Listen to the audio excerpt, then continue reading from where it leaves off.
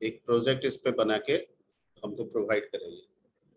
ठीक है, प्रोजेक्ट बन जाएगा तो उसमें करना क्या है कि एक रिकॉर्डिंग, स्क्रीन रिकॉर्डिंग चला दीजिएगा और अपने प्रोजेक्ट को अपने लैंग्वेज में, ठीक है, अपने लैंग्वेज मतलब अपने शब्दों में, चाहे वो इंग्लिश में हो, हिंदी में हो या इंग्लिश में हो, ठीक है, जो भी आपको कन्वीनियंट लगता है उसमें एलोबरेट कर देंगे अपने नाम बैच के साथ।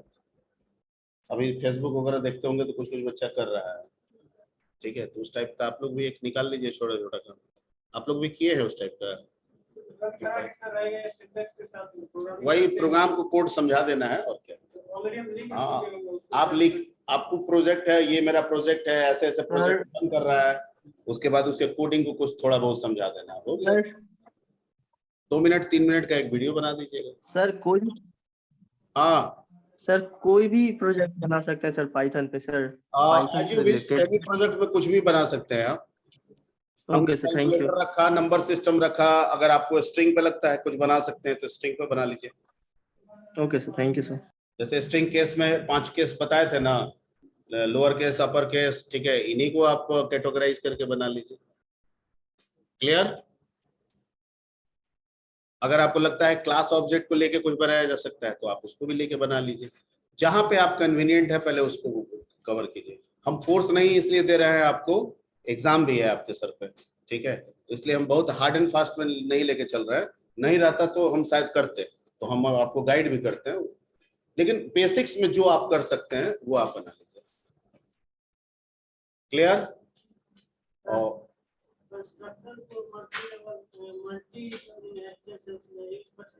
क्या नहीं कर सकते हैं, क्या करके तो दिखाए थे।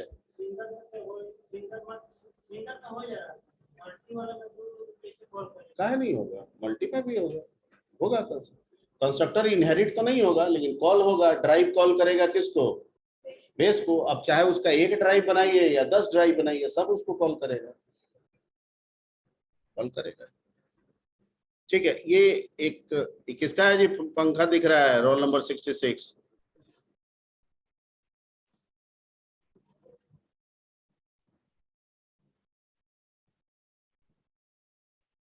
ये जैसे इनका एक क्वेश्चन था, पाइथन पे ही लेके चलते हैं।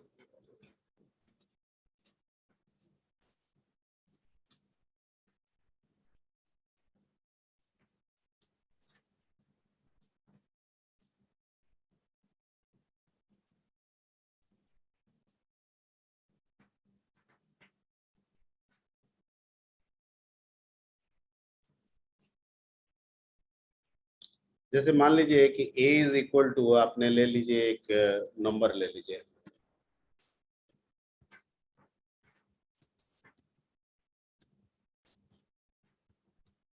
ठीक है, b इज इक्वल टू आप ले लीजिए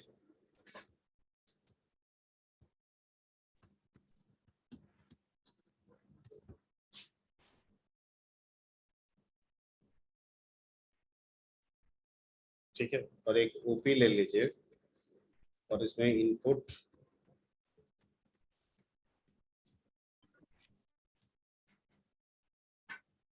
ठीक है, और यहाँ लगा दीजिए कि इफ OP इक्वल इक्वल क्या है,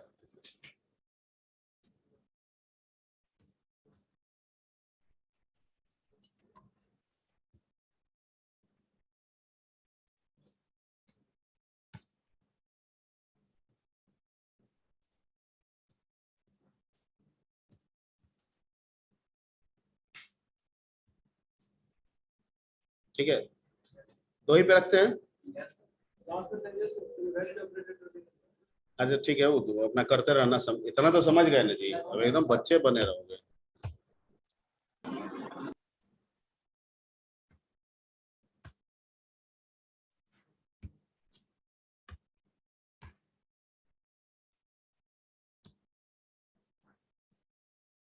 माइनस वाला भी करके दिखा देते हैं।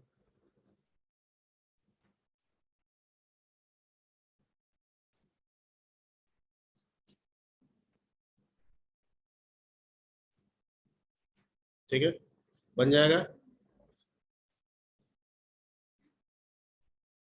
ये सब थोड़ा क्रिएटिविटी, ये सब बनाइए, कीजिए, सब प्रैक्टिस कीजिए, जो दिमाग में आए ना उसको क्रिएटिविटी में तुरंत ले आइए उसको, तुम तुरंत कंप्यूटर खोलिए, एकदम प्रयास में लग जाइए उसके, ठीक है।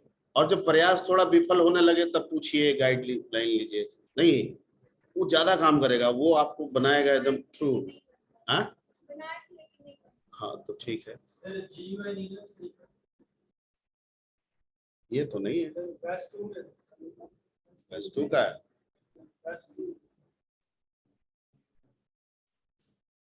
हाँ तो खैर एनीवे, पहले मार्किंग के लिए थोड़ा सा ऑपरेटर ओवरलोडिंग में बात चल रही थी, ठीक है। आपका तो सॉल्यूशन मिल गया, ठीक है।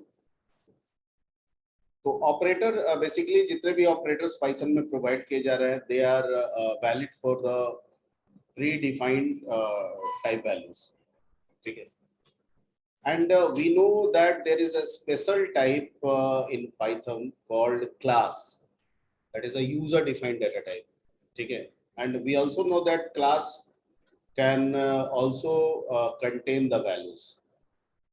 क्लास के अंदर भी क्या हो सकता है, वैल्यू हो सकता है। क्लास में दो चीज होता है, डेटा और मेथड, बताए थे। तो डेटा है ना क्लास के अंदर, और हम ये भी जानते हैं कि किसी क्लास का, ठीक है, इंडिविजुअल मतलब नहीं है जब तक कि हम उसका ऑब्जेक्ट ना बनाए। तो इसका मतलब कि क्लास अगर एक डेटा को होल्ड कर रहा है और हम उस क्लास के साथ 10 वैल्यू स्टोर करना चाहते हैं, 10 अलग अलग वैल्यू, तो हमें 10 अलग अलग ऑब्जेक्ट बनाने होंगे उस क्लास का, ठीक है। तो पहला ऑब्जेक्ट में पहला वैल्यू है, दूसरा ऑब्जेक्ट में दूसरा वैल्यू है। तो सर जैसे जनरल वेरिएबल को हम जोड़ना चाहते हैं x प्लस वाई, वैसे हम ऑब्जेक्ट को भी तो a प्लस बी करना चाहते हैं। हम चाहते हैं ए ऑब्जेक्ट का वैल्यू और बी ऑब्जेक्ट का वैल्यू दोनों ऐड हो जाए और वो सी में स्टोर हो जाए। नहीं, x is equal to 2, y is equal to 3, z is equal to x plus y, क्या होगा z का वैल्यू 5। तो आप ऐसा चाहेंगे ना, a में जो वैल्यू चला गया, b में ऑब्जेक्ट में जो वैल्यू चला गया, तो वो भी हम प्लस कर दें और डायरेक्ट काम करें और उसका वैल्यू रिजल्टेंट किस में चला जाए, सी में चला जाए, ठीक है। तो पाइथन कहता है कि जितने भी ऑपरेटर्स है, they are not valid for user defined data type and your class is the user defined data type, ठीक है। फिर आप कहते हैं कि कुछ भी वो है तो डाटा टाइप ही ना, हम ही बना रहे हैं, डाटा टाइप ही है और वैल्यू भी होल्ड करके रख रहा है, तो प्लस तो होना चाहिए। तो पाइथन ये कह रहा है कि मेरे रूल के मुताबिक तो नहीं होगा, क्योंकि प्री डिफाइंड के लिए मैं वैलिड करता हूं, यूजर डिफाइंड के लिए मैं वैलिड नहीं करता हूं। लेकिन मैं आपको एक सहूलियत देता हूं कि जिस ऑपरेटर को आपको यूजर डिफाइंड के लिए यूज करना है, यूज में लाना है, इस्तेमाल में लाना है, आपको उस ऑपरेटर को दोबारा अपने प्रोग्राम में लिखना पड़ेगा, ठीक है। यानी जिस प्लस को मैंने लिख दिया है, उस प्लस को दोबारा अपने क्लास ऑब्जेक्ट पे वर्क कराने के लिए लिखना पड़ेगा, ठीक है। और यही जब हम लिखते हैं तो पहले जो लिखा हुआ ऑपरेटर है उसको ओवरराइड करता है, ओवरलोड होता है उसको, ठीक है। यानी पहले को हटाता है, वहां पे ये वाला चला जाता है, and that's why the concept is called operator overloading. अगर हम ये ना लिखेंगे तो प्लस करेंगे तो वही पुराना वाला ले आएगा जो उसका प्री डिफाइंड है, वो तो कहेगा हम यूजर डिफाइंड प्री डिफाइंड पे वैलिड है, आप तो ऑब्जेक्ट दे रहे हैं, हम नहीं काम करेंगे, एरर दे देगा।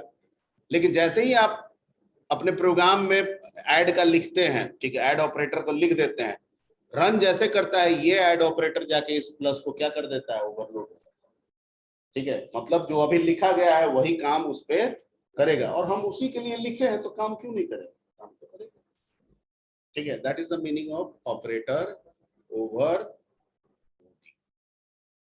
क्लियर। चलिए एक्सेप्शन हैंडलिंग में, एक्सेप्शन हैंडलिंग किस लिए पाइथन में पढ़ते हैं, किस तरह के एरर को हैंडल करने के। कंप्यूटर में एरर कितने तरह के होते हैं, कौन कौन, लॉजिकल। एक्सेप्शन हैंडलिंग से, पाइथन में एक्सेप्शन हैंडलिंग से किन किन तरह के एक्सेप्शन को हैंडल कर सकते हैं। अभी टाइप्स ऑफ एरर पूछे इन्होंने, कहा दो, सिंटेक्स और लॉजिकल। मैंने पूछा कि एक्सेप्शन हैंडलिंग से हम कितने कर सकते हैं, दोनों या एक। पाइथन में दोनों कर सकते हैं, क्योंकि पाइथन इंटरप्रेटर बेस्ड है, एक सिंटेक्स एरर भी उसमें देता है एक्सेप्शन, ठीक है। तो पाइथन हैंडलिंग, पाइथन प्रोग्रामिंग में एक्सेप्शन हैंडलिंग के जरिए हम syntax error as well as logical error दोनों, ये मैंने बोला भी था उस वक्त भी, दोनों कर सकते हैं। लेकिन और भी लैंग्वेजेस हैं जैसे जावा, आगे पढ़ेंगे तो उसमें ऐसा नहीं होता है, उसमें सिंटेक्स एरर नहीं कर सकते हैं, सिर्फ और सिर्फ क्या कर सकते हैं, लॉजिकल एरर कर सकते हैं। ठीक है, मोस्ट ऑफ लैंग्वेजेस में लॉजिकल का ही कंसेप्ट है, लेकिन चूंकि आपका पाइथन इंटरप्रेटर बेस्ड है, कंपाइलर बेस्ड नहीं है, तो भाई जिस समय सिंटेक्स चेक कर रहा है उसी समय एग्जीक्यूट भी हो रहा है। ठीक है, तो दोनों काम कैसे होगा, वेरिएशन तो होगा नहीं, तो एक ही समय पे दोनों चेक करना है, तो इसलिए इस दोनों कंसेप्ट को डाल दिया गया है किसके जरिए, एक्सेप्शन हैंडलिंग के जरिए। ठीक है, जैसे वैल्यू एरर है वैसे ही सिंटेक्स एरर भी एक्सेप्शन है, अगर सिंटैटिकल एरर होगा तो सिंटेक्स एरर हो जाएगा। ठीक है, ओके। एक्सेप्शन हैंडलिंग कैसे करते हैं पाइथन में, सिंटेक्स क्या होता है, ब्लॉक क्या लिखते हैं उसका, ट्राई एंड एक्सेप्ट। ठीक, ट्राई में क्या होता है, ट्राई में ऑपरेशनल पार्ट, और एक्सेप्ट में जो एक्सेप्शन आने की संभावना होती है वो एक्सेप्शन। ठीक है, ओके।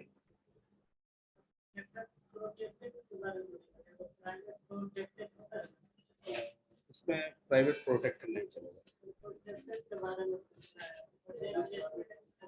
इसमें मेनली प्रोटेक्टेड भी नहीं चलेगा, प्राइवेट और पब्लिक का ही कंसेप्ट है पाइथन। तो उप्स के कंसेप्ट में 3 होता है, उप्स का रूल 3 होता है। ठीक है,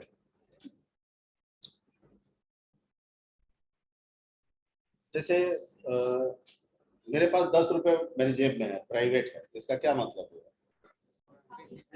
सिर्फ मैं ही यूज कर सकता हूँ। मेरे जेब में 10 रुपया है, पब्लिक है, कोई भी आएगा जेब से निकाल के भाग जाएगा, जा रहे हैं समोसा खाने। भागेगा क्यों सर, आराम से निकाल के लेके जाएगा, थोड़ी थोड़ी ना। ठीक ही बोल रहा है, पब्लिक ही है। ठीक है, मेरे पास 10 रुपया है लेकिन वो प्रोटेक्टेड है,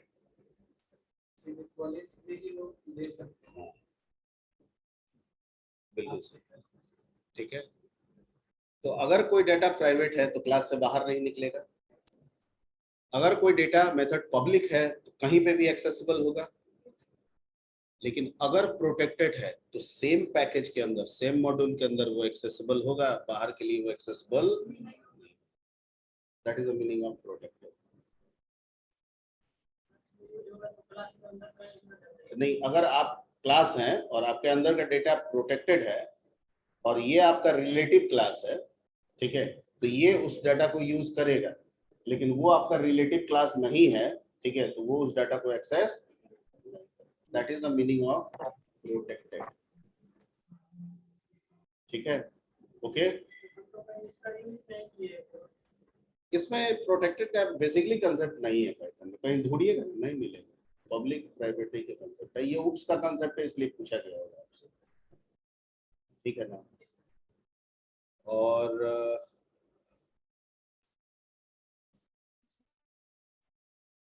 इनहेरिटेंस करेंगे भी तो जिसमें करेंगे वो फिर पब्लिक बना देगा जिसको साथ मिलेगा। ठीक है, प्राइवेट डाटा तो एक्सेसिबल होगा नहीं, ओके, और पब्लिक डाटा जो होगा वो उसको मिल ही जाएगा और फिर वो उसका ऑब्जेक्ट बनाइएगा तो एक्सेसिबल हो ही जाएगा। ठीक है, अमूमन प्रोटेक्टेड करके मैंने वर्ड नहीं देखा है, और एक बार मैं वेरीफाई कर लूंगा, पाइथन बहुत लंबा चौड़ा है, कि कहीं कुछ ऐसा तो नहीं बोल रहा है कुछ और माध्यम से। खैर एनीवे, हम लोग डेविएट मत होइए, नहीं तो मार्किंग आपका गड़बड़ हो जाएगा फिर, और मार्किंग का मार्क्स आपके लिए जरूरी है। ठीक है, जरूरी इसलिए है कि आपका इंटरनल वेटेज उसी पे जाएगा, जो दिए थे, जो आया था नंबर वो आया था, सबका वेटेज निकाल दिया जाएगा।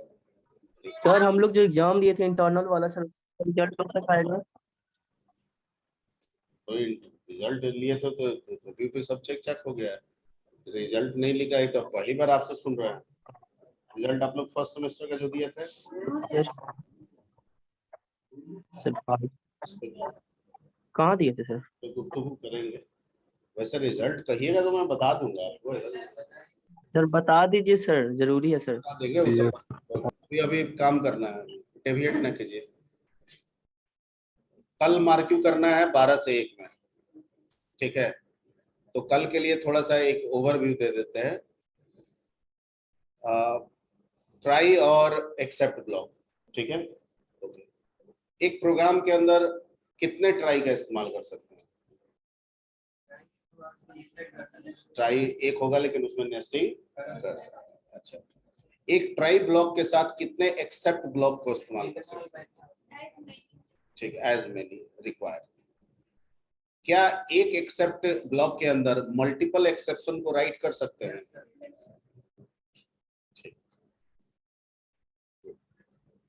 एल्स ब्लॉक का ट्राई एक्सेप्ट के साथ क्या रोल है? मतलब जब एक्सेप्शन नहीं आएगा तो एल्स रन करेगा, और जब एक्सेप्शन आएगा तो एल्स नहीं रन करेगा। ठीक, गुड। फाइनली ब्लॉक का क्या इंपॉर्टेंस है? हर हाल का क्या मतलब होता है?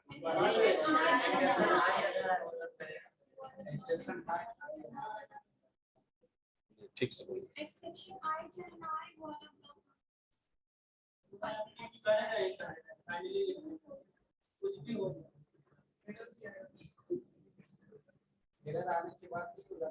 नहीं, एक्सेप्शन आने के बाद भी वो नहीं करेगा। आप ठीक से नहीं बोल रहे, पूरा बोलिए बात। मैंने बताया है, आप पूरा नहीं बोल रहे। मैंने कहा था कि एक्सेप्शन दो तरह का होता है, एक होता है चेक्ड, एक होता है अनचेक्ड। ठीक है, चेक्ड एक्सेप्शन वो होता है जो पाइथन खुद से चेक करता है, लाल रंग से जो दिखाता है। और अनचेक्ड एक्सेप्शन वो होता है जो प्रोग्राम में हम ट्राई एक्सेप्ट से हम जो हैंडल करते हैं। ठीक है, तो जरूरी थोड़ी है हम ऐसा भी एक्सेप्शन जनरेट हो गया हमारे प्रोग्राम में जिसका एक्सेप्ट नहीं लिखा है, तो अनचेक्ड के बजाय क्या बन जाएगा? चेक्ड। और फाइनली ब्लॉक है तो नहीं काम करेगा, सॉरी जनरल है तो नहीं काम करेगा। लेकिन फाइनली लिखने का मतलब हुआ चाहे एक्सेप्शन आए या ना आए, चाहे एक्सेप्शन आए वो चेक्ड हो या अनचेक्ड हो, हर परिस्थिति में फाइनली ब्लॉक एग्जीक्यूट करेगा। ये इतना बात बोलना होगा, ठीक है। फाइनली का इंपॉर्टेंस यही है, क्योंकि फाइनली डायरेक्ट हम जाके मेन प्रोग्राम के लास्ट में हम कोई मैटर लिख देंगे तब भी तो काम करेगा। एक्सेप्शन आया ना आया तो भी जाएगा वहां पे, आया तब भी जाएगा वहां पे। लेकिन एक केस में वहां पे नहीं जाएगा जब चेक्ड होगा, और हमको चेक्ड किसी स्थिति में भी वहां तक पहुंचाना है, तो कहता है कि नॉर्मली ऐसे लिख दीजिएगा तो नहीं पहुंच पाएंगे, फाइनली में लिख दीजिएगा तो हम पहुंचा देंगे। मैंने रन करा के भी बताया था, याद आ रहा है? ठीक है, ये सब चीज है। ठीक,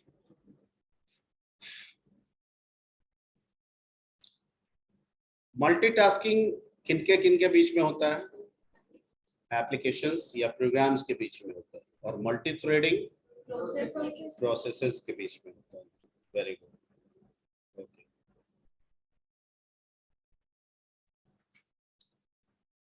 क्लास में कंस्ट्रक्टर का क्या रोल होता है?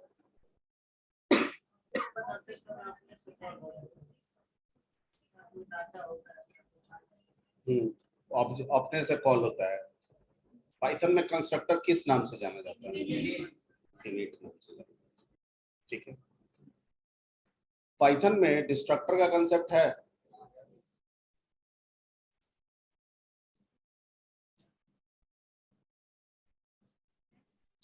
पाइथन में जो डिस्ट्रक्टर है, technically destructor is also known as garbage collector. Okay, तो अगर हम ना भी करते हैं तो गार्बेज कलेक्टर एक्टिव रहता है, और हम चाहते हैं कि ऐसा करें मैनुअली, तो कहता है कि डिस्ट्रक्टर का कंसेप्ट लेना होगा, and for using the destructor you have to use the del method. ठीक है, लेकिन डेल मेथड ऑटोमेटिकली इन्वोक नहीं होगा, अपने से कॉल, इनिट तो कॉल हो जाएगा, ऑब्जेक्ट बनाए कॉल हो गया। ठीक है, ये कहता है जब ऑब्जेक्ट डिस्ट्रॉय होगा तब कॉल होगा, और ऑब्जेक्ट को डिस्ट्रॉय करने के लिए डिलीट कमांड का इस्तेमाल करना होगा। इस कमांड का बताया गया था, जब आप डिलीट करते हैं, ठीक है, डिलीट या डेल था शायद, डेल, जब आप डेल करते हैं, ठीक है, जब आप ऑब्जेक्ट को रिमूव करेंगे तो जो डेल आपका मेथड है वो कॉल हो जाएगा, यानी डिस्ट्रक्टर जो है वो कॉल हो जाएगा। याद आ रहा है? याद आ रहा है? अदरवाइज नहीं होगा। तो हम ऑब्जेक्ट को कब डिलीट करेंगे? तो प्रोग्राम के अंतिम में लिख देंगे डेल ए, डिस्ट्रक्टर कॉल हो गया, अब उसमें जो भी आप वर्क करना चाहें कर सकते हैं। ठीक है, डेल बी, फिर डिस्ट्रक्टर कॉल हो गया, जो भी मैसेज आप देना चाहते हैं। Point clear? ओके, यानी डेल डिस्ट्रक्टर मेथड को कॉल करने के लिए डेल कमांड को यूज करना जरूरी है, क्योंकि ऑब्जेक्ट डिस्ट्रॉय मैनुअली करना होगा, तभी मैनुअली डेल का कॉल होगा, अदरवाइज ये सिस्टम पूरा चला जाएगा गार्बेज कलेक्शन के फीचर पे। ठीक है, और अगर डिस्ट्रक्टर है तो डिस्ट्रक्टर कहता है कि हम तभी कॉल होंगे जब मैनुअली आप ऑब्जेक्ट को रिमूव करेंगे। क्या करेंगे? रिमूव करेंगे। अदरवाइज फिर तो गार्बेज कलेक्टर के कंसेप्ट में होगा, आपको दिखेगा नहीं, सब हम प्रोग्राम एंड करने के बाद हम सब खुद ब खुद कर देंगे, आपको दिखेगा नहीं। तो आप चाहते हैं कि नहीं ऑब्जेक्ट डिलीट हो तो बाय मैसेज आए। दो ऑब्जेक्ट बनाए हैं तो दोनों जब डिलीट हो, डिस्ट्रॉय हो, तो दो बार क्या आना चाहिए? बाय। ठीक है, तो उसके लिए आपको डिस्ट्रक्टर बनाना होगा, डेल मेथड डिफाइन करना होगा, डेल डिस्ट्रक्टर डिफाइन करना होगा, और उसको कॉल करने के लिए डेल स्टेटमेंट के साथ आपको ऑब्जेक्ट को रिमूव करना। क्लियर?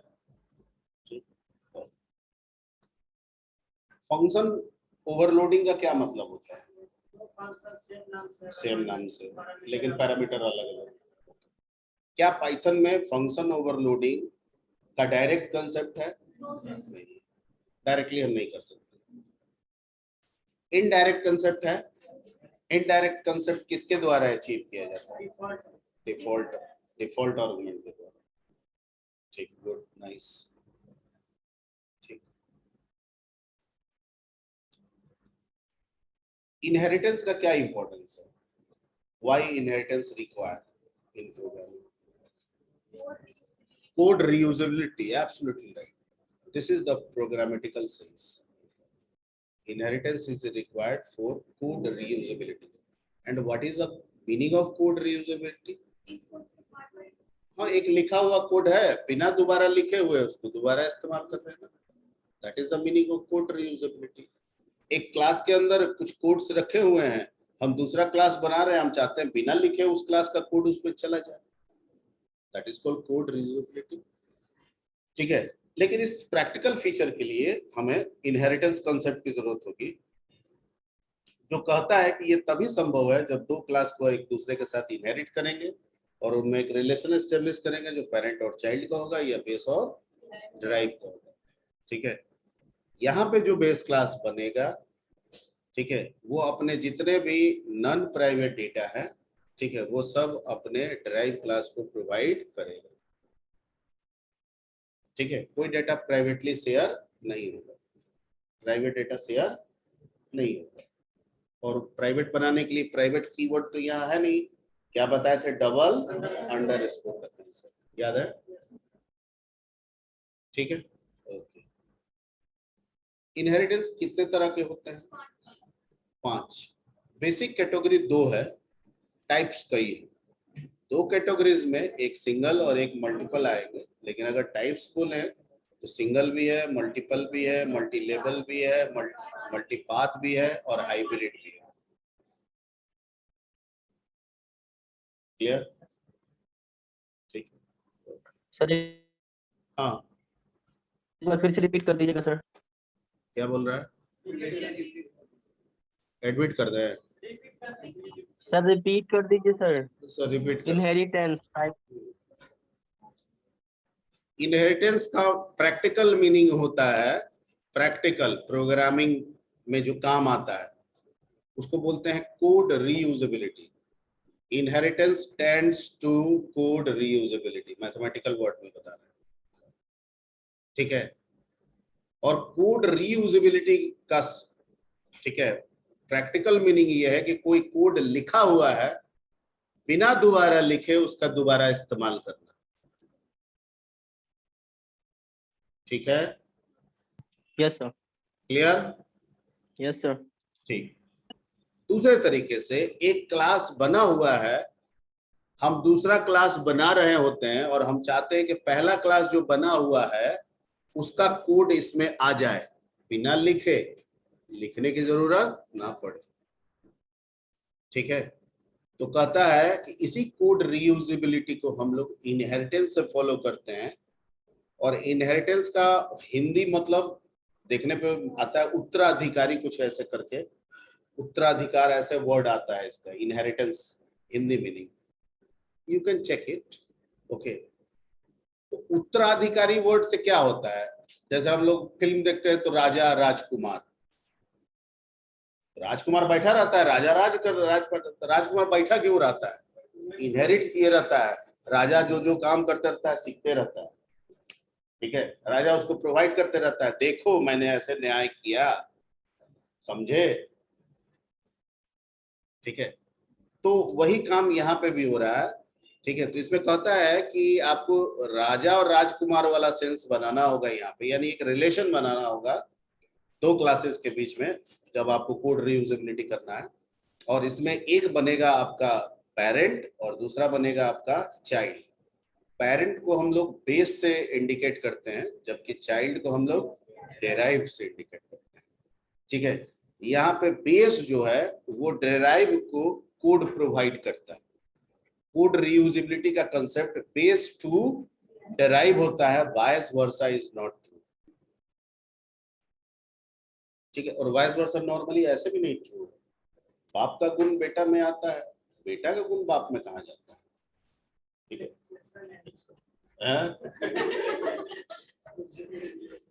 ठीक है, चलिए, तो ये हो गया आपका इनहेरिटेंस, टाइप्स हो ही गया। अब आते हैं इसमें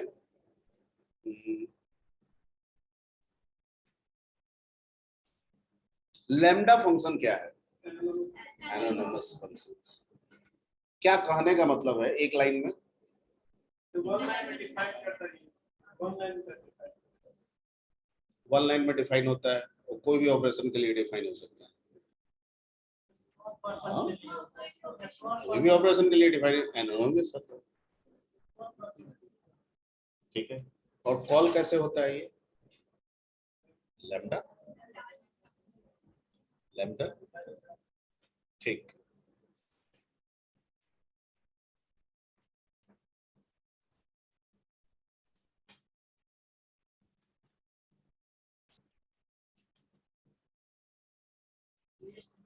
व्हाइल और फॉर लूप में क्या डिफरेंस है,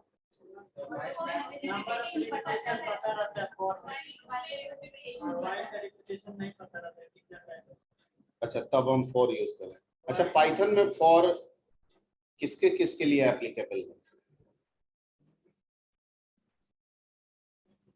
हमेशा नंबर के लिए ही एप्लीकेबल है जो आप बोले, मतलब नो एक पॉइंट्स हो सकता है कि भाई जब हमको पता रहे तो हम फॉर का इस्तेमाल करेंगे। क्या फॉर लूप पाइथन में सिर्फ और सिर्फ नंबर पे काम करता है, बेसिकली नो वो नंबर के लिए डायरेक्ट तौर पे बनाया ही नहीं गया है, वो तो रेंज आप यूज करते हैं तब वो नंबर को समझता है, अदरवाइज वो लिस्ट के लिए है, वो स्ट्रिंग के लिए है, वो टपल के लिए है, उसमें हमको रेंज नहीं बताना होता है, क्योंकि फॉर लूप पाइथन में बाय डिफॉल्ट लिस्ट के लिए बनाया गया है। लिस्ट मतलब ग्रुप ऑफ वैल्यूज के लिए बनाया गया, that may be group list, that may be tuple, ठीक है, that may be a string because a string is also a collection of characters. Correct. Point clear, क्योंकि आप डायरेक्ट यहाँ पे लिखते हैं, जैसे यहाँ पे गए और आप लिख दे दिए फॉर आई इन और यहाँ लिख दिए रवि, ये काम कर जाता है, कहाँ रेंज लगाए हम, इसके लिए रवि क्या है, एक लिस्ट है, एक ग्रुप ऑफ वैल्यूज है, कैसे समझ रहा है, तो आर ए वी आई तो निकाल रहा है, पहले आर फिर ए फिर वी फिर आई।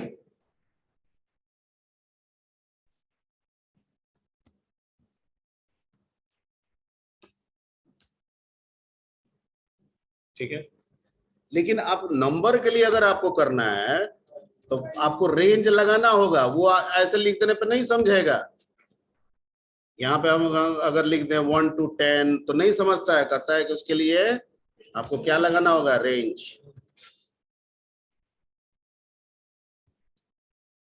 1 to 10 दिया है तो कहां तक काम करेगा, 9 तक। ठीक है, ओके। और व्हाइल लूप, जब नॉर्मली नंबर ऑफ रिपीटेशन पता नहीं हो, सिर्फ हाँ नंबर ऑफ रिपीटेशन नहीं पता हो, रिपीटेशन पता हो, कंडीशन पता हो, ठीक है, तो हम व्हाइल का इस्तेमाल करेंगे। और ऐसे कई प्रॉब्लम होते हैं जहाँ से हमको प्रॉब्लम को पढ़ने से रिपीटेशन समझ में आता है कि होगा, कंडीशन भी समझ में आता है कि ये कंडीशन होगा, लेकिन कितनी बार चलेगा वो पहले से पता नहीं होता है, वो बाद में पता चलता है। जो वैल्यू इनपुट होता है उसके आधार पर होता है, क्या इनपुट होगा वो तो यूजर जानता है, ठीक है, तो उसके आधार पर ये डिटरमाइन होगा कि ये 2 बार होगा या 5 बार होगा।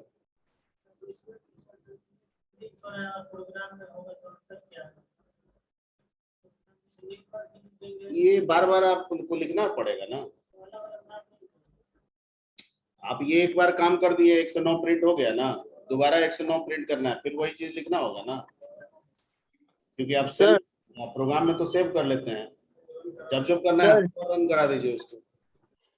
सर हाँ सर बोल रहे सर बिटवाइज ऑपरेटर कैसे वर्क करता है सर, एक बार बता दीजिएगा। अरे वो आप कहाँ चले गए, फंडामेंटल में बताए थे शायद। सर एक बार बता दीजिए ना फिर सर।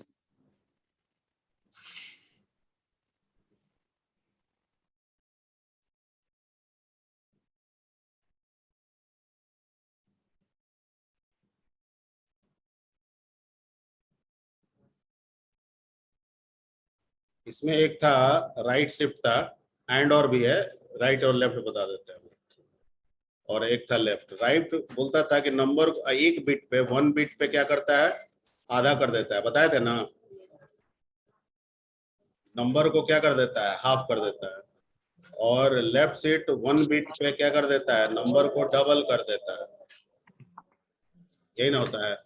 एंड 2 बिट करेंगे तो करस्पॉन्डिंगली वैसे ही होता जाएगा, ठीक है।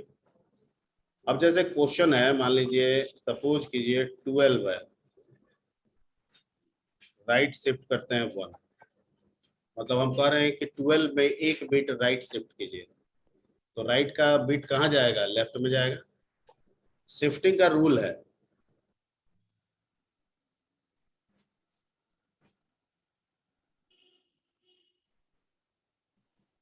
कि 0 जाता है तो 0 रहता है, और 1 भी जाएगा शिफ्ट होके तो क्या हो जाएगा, 0 जीरो। हो जाएगा, ठीक। अब 12 को आपको पहले तो निकालना है 0 1 के फॉर्म में, तो आप जानते ही है निकालना। Yes sir. सर जीरो होगा वहां पे ना सर। हाँ यानी इसका आ गया 1 1, जीरो जीरो। ठीक है। 4 बिट में आया, लेकिन जो स्टैंडर्ड, जो कमर्शियल कंप्यूटर का स्टैंडर्ड है वो 8 बिट का मिनिमम रहा। 8 कितने बिट का, तो कोई 8 बिट दिक्कत का नहीं है सर, लेफ्ट साइड में चार्ट हो 0 बैठा देने पे हमको कोई कष्ट नहीं है, नहीं होगा। तो कम से कम 8 पे लेके सोचना है। इसके बाद आप 16 पे भी लेके सोच सकते हैं, 32 पे, मिनिमम 8 पे आपको सोचना है। अब इसमें कहता है कि क्या करना है, 1 बिट, तो इसका यानी कि 4 0 1 1 0 0, इसमें 1 बिट, ये 1 बिट उठ के कहा जाएगा, राइट का लेफ्ट में, तो ये 0 है, तो 0 उठ के जब जाएगा जहां पे भी, वहां पे क्या रहेगा, वो 0 ही जीरो रहेगा। तो यानी कि जो रिजल्टेंट हो गया वो हो गया आपका इधर 5 शून्य, और इधर 1 1 0। और इसको जब डिकोड करेंगे फिर डेसिमल में, तो 0 1 2, 2 का पावर 1, 0 1 2, 2 का पावर 2 प्लस 2 का पावर 1, क्या आया 6 दिए थे वैल्यू 12, 1 बिट पे कितना आ गया, आ गया, ठीक है, ये गलत है, ठीक है। ठीक है सर। 2 बिट पे भी सिखा दे इसको, चलिए नो मान सर हो लीजिए गया कि सर, थैंक हाँ हो गया, थैंक यू समझ सर, हो गए। गया सर अब। हाँ सर सर ये वाह, हो गया सर। 2 बिट पे भी सीख लेते हैं, तो इधर में क्या हो जाएगा, ये 4 शून्य और 1 1, तो ये 2 तो उठ के जाएगा,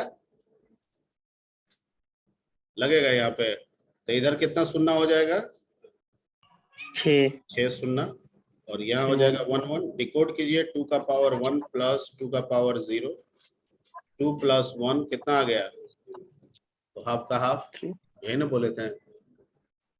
ठीक है, और ठीक इसी का अपोजिट हो जाएगा आपका क्या, ये वाला। जैसे मान लीजिए लेफ्ट शिफ्ट राइट शिफ्ट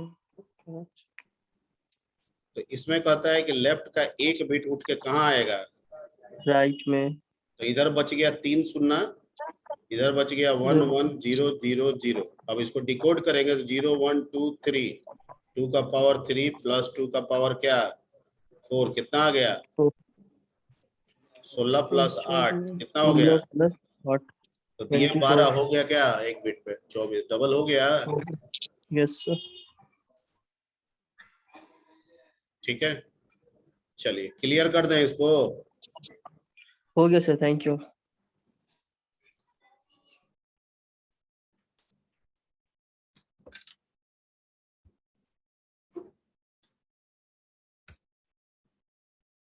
जैसे 12, ठीक है, clear, 12 yes sir.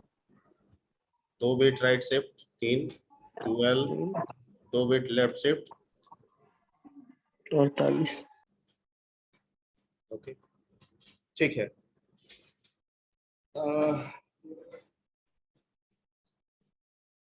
Armstrong number किसको कहते हैं, कोई एक एग्जांपल आर्मस्ट्रॉन्ग का। ठीक है, 153। somebody said कि जो आर्मस्ट्रॉन्ग का रूल है उस पे 0 to 9 को अप्लाई करेंगे तो वो सभी आर्मस्ट्रॉन्ग होंगे, होंगे कि नहीं होंगे।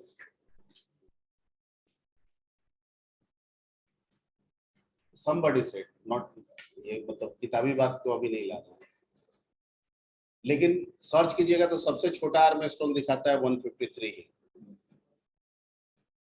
ठीक है, और भी आर्मस्ट्रॉन्ग हो सकता है। और आर्मस्ट्रॉन्ग का क्या रूल है कि जितने उसमें डिजिट्स होंगे हर एक डिजिट को उतना पावर चढ़ा के जोड़ देंगे और वही नंबर आ जाएगा। तो अगर एक सिंगल नंबर ले लें, मान लीजिए 7, तो 7 में कितना डिजिट है, एक, और 7 पे पावर 1 चढ़ा के जोड़ दिए तो वही आ गया 7, उसको भी तो आर्मस्ट्रॉन्ग कहेंगे। तो कहता है कि नहीं, सिंगल डिजिट में आर्मस्ट्रॉन्ग एप्लीकेबल नहीं है। 0 to 9 वाला को कवर नहीं करना है। यानी मेनली ये 2 डिजिट से शुरू होगा, लेकिन एक्चुअल में आर्मस्ट्रॉन्ग मिलेगा 3 डिजिट में, क्योंकि सबसे छोटा है स्मॉलेस्ट आर्मस्ट्रॉन्ग नंबर कौन होता है, 153। तो सर कोई बोलेगा 2 नंबर का नंबर आर्मस्ट्रॉन्ग है तो नहीं होगा सर वो 2 में निकलेगा तब ना, कोई होगा तब ना, और 1 में सर। 1 में तो होता ही नहीं है। अच्छा, तो नॉर्मली सर आप 3 3 पे डिजिट फिक्स ना। करके नहीं, 3 पे मिनिमम, हम मैंने क्या कहा, 3 पे सबसे छोटा मिलता है। 4 डिजिट पे 153। भी मिल सकता है, 5 डिजिट पे भी मिल सकता है, 6 डिजिट पे भी मिल सकता है। जो सबसे छोटा आर्मस्ट्रॉन्ग है वो किस पे मिलेगा, 3 डिजिट पे मिलेगा, जो 153 होगा। ठीक है, यस सर। आपको एक नेस्टिंग फॉर का कंसेप्ट बताए थे, जिसमें आउटर फोर चला के नंबर निकाल के आप कर सकते हैं। तो आर्मस्ट्रॉन्ग का रूल लगा दीजिएगा उसी पे और लिख दीजिएगा 100 से लेके 1 लाख तक, वो बता देगा कौन कौन है। तो 153 तो दिखाएगा ही, और भी कोई होगा तो वो भी बता देगा। Yes sir. चेक तो कर सकते हैं उसमें। ठीक है, ऐसा कोई चीज नहीं छोड़े है जो आप नहीं कर सकते, सब बताया हुआ है ना। कि 2 से 5 का टेबल प्रिंट कीजिए, 2 से 10 तक का हमको फैक्टोरियल निकाल के दिखाइए, वैसे ही 2 से लेके 2 लाख तक में हमको ये बताइए, आर्मस्ट्रॉन्ग नंबर बताइए। ठीक है, तो सिंगल डिजिट छोड़ दीजिएगा, हमेशा डबल डिजिट से स्टार्ट कीजिएगा, यानी 10 से लेके 10 लाख के बीच में बताइए, वो बन जाएगा। क्लियर, ठीक है। तो ये बेसिक्स इधर का हुआ, जिसपे कुछ क्वेश्चंस रहेंगे, और उधर में लिस्ट, टपल, डिक्शनरी, ये सब जो है वो थोड़ा सा आप लोग देख लीजिएगा। पहला वाला विषय, उसमें से भी 2-4 क्वेश्चन हो सकता है, सब वैसे ही ऑब्जेक्टिव तो अंदर ही रहेगा, ज्यादा हो सकता है 15 ही स्टैंडर्ड मान लो, ठीक है। 15 दूना 30, आधा घंटा का समय मिलेगा।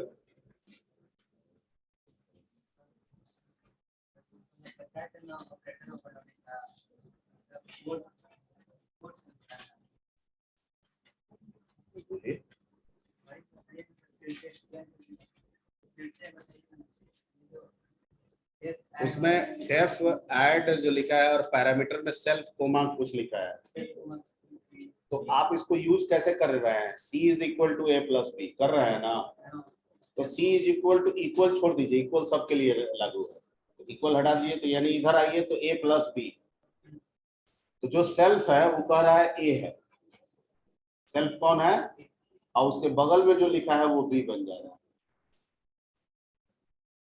तो सेल्फ डॉट नम मतलब ए का नम, और एक और क्या लिखा हुआ है, जेड पी डॉट नम, वो पी का है।